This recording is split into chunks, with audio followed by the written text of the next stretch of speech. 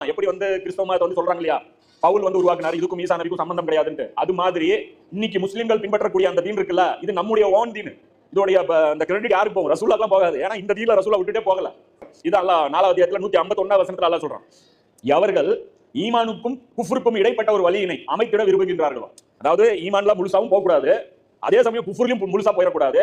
நடுவுல ஒரு வழி, கொஞ்சம் ஈமானிய சரக்கு, அதாவது ஒரு கூடையில ஈமானுடைய பொருள் ஒரு 4 போட்டுறது, குஃப்ருடைய பொருள் ஒரு 4, அப்படியே ரெண்டையும் மிக்ஸ் பண்ணி ஒரு புது ரூட்டை உருவாக்கி இப்படி வாழ்ந்துட்டீங்கன்னா நீங்க அப்பப்போ சந்தோஷப்படுத்திருங்க. ரம்ஜான் வந்துச்சுன்னா ஈமான நினைச்சு சந்தோஷப்படுவோம். பாத்தியா நோம்பு வச்சோம், இப்ப மொஹர்ரமுடைய நோம்பு, அதுல பயங்கர சர்ச்சை, 9 10 11 10 அதுல ஒரு இது. அப்புறம் குர்பானி 3 நாள் இருக்கிறதா 2 நாள் இருக்கிறது, இதுல பெரிய டிபேட்.